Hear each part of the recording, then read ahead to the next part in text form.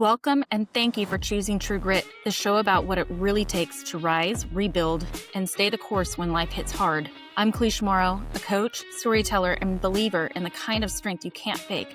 Around here, we talk about real people, real stories, and the lessons that shape us, from resilience and mindset to health and healing, because grit isn't about grinding harder, it's about who you become when you don't quit.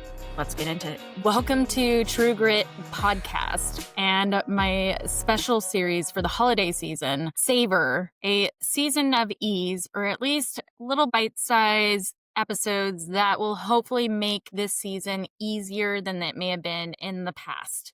I'm going over nutrition, fitness, lifestyle, mindset work, just these little things to help make this season easier for you. And in today's episode, I will be covering our favorite topic around the holidays, food. Now, I'm going to get right into it. And one of the biggest things that I think a lot of us end up doing when it comes down to like the holiday day and all this great food is going to be coming out, you're expecting all this stuff. And a lot of people will have this idea of going into the day just starving and call it saving room. I'm going to save room. I'm going to be so that way I can eat in abundance all this food. And then let's go ahead and fast forward to after the meal is done and we are just stuffed and quite frankly a bit miserable too. So let's look at that. And maybe that's not the best practice. And the reason for that is because not just the fact that we get stuffed and then we're uncomfortable after that, but because our self-control just goes completely out the window.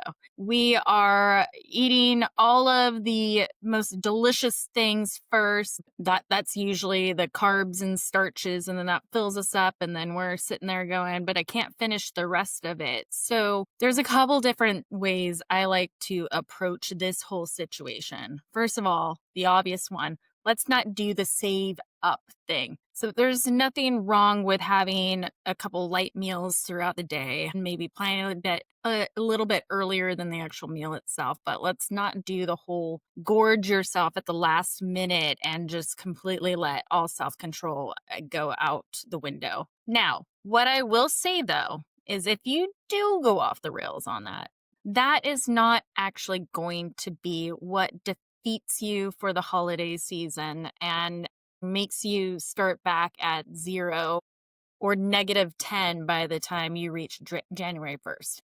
It's really what happens and stacks throughout the season.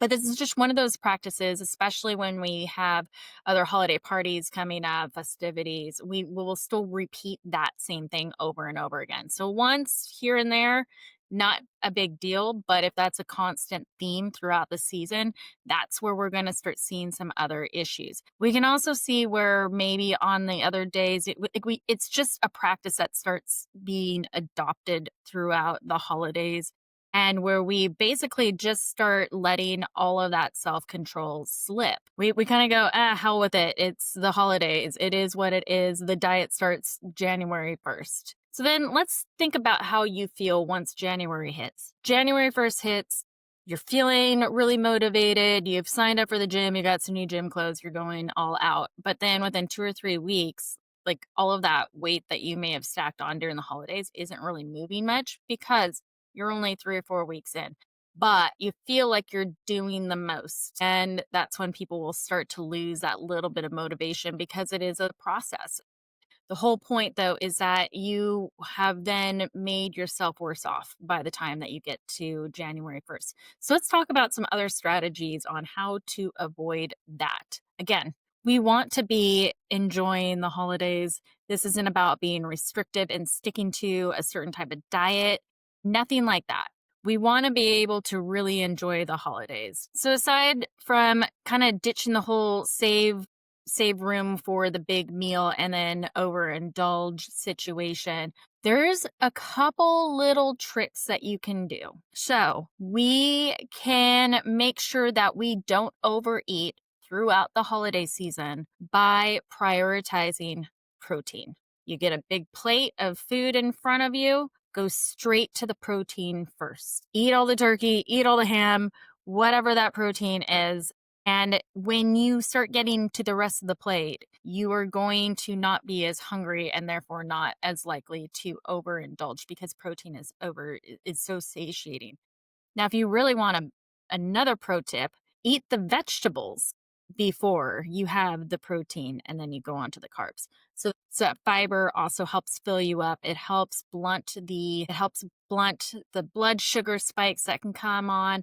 That's another thing, especially if you're eating a meal earlier in the day, then you feel hungry again later on close to the evening, and you start the whole process over again. So if we can manage that blood sugar, then we're not having to deal with that as much, if at all. Now here's another thing about that. So when we prioritize the protein and then we don't necessarily overfill ourselves on the carbohydrates, which is so easy to do, tons of mashed potatoes and breads and maybe some pastas thrown in there, those things are really easy to overindulge in. But here's the other advantage of having that protein first and then also not having to stuff yourself with the carbohydrate later on. When it comes time to dessert, you have also created that blunting mechanism for overeating and for the blood sugar spike that you would get when you're having that pie or cake, whatever it is that your family and friends like to offer after the big holiday meals. So that's definitely like a multifaceted way of dealing with that situation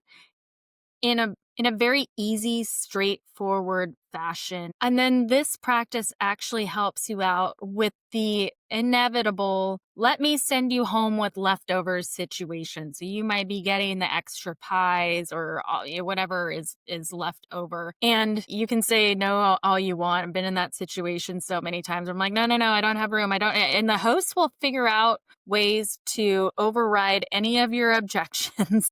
And or they just don't even hear it. They don't care. They just need to get the food out the door. They don't want to see it wasted. And then you end up taking it home and you've got all this extra stuff in your fridge that maybe you wouldn't normally be eating on a regular basis. But again, same rules apply. If you want to have that later on, I typically like leftovers for my lunches, to be quite honest. And then some things are really good if you mix it with eggs as well. Just a side note for other things. It might not necessarily jive well with the mashed potatoes, but getting creative with it. But same thing, you get all these leftovers, even if it's pie. Before you eat those things, you fill up on protein. It is going to be a life changer. I'm telling you this. And my final piece of advice after all that is to say, if you are able to go for a walk or figure out some way of moving around afterwards just to help put that blood sugars to good use. So again, you're not going to have these up and down spikes that create cravings that make you just throw all progress out the window. And so what this could look like is going for a short 10-minute walk afterward, or going and doing some air squats. I realize that would be really awkward if you're in the middle of the living room and your family and friends are all around there. But I mean, go into the bathroom. When you go use the bathroom, pause for a moment after you wash your hands and just do a bunch of air squats real quick. Just, 20, 30 of them. You'll be surprised at how much better you feel after that. So these little tips and tricks can actually, they sound so silly and way too easy, but it really is these silly little things that you can introduce into your life that make a really, really big impact. I mean, we all want to do the red light therapy and cold plunges and all that stuff, but why go to those extremes when you don't have to? It really is these simple things that move the needle the most for us. And then those biohacks are just like the cherry on top, but they really don't get you far unless you're doing these other things first. So that is my quick and simple little packet of tips for this situation. And I hope that it serves you well as you navigate through the holiday season. So look forward to sharing my next episode with you. Thank you so much for being here on True Grit. I truly appreciate it. If this episode sparked something in you, share it, subscribe, or leave a quick review. It helps more people find these conversations. For more ways to connect, head to true-grit.fitness or come say hi on Instagram at true.grit_bold.wellness. I'll see you next time with more stories, lessons, and a little bit of grit.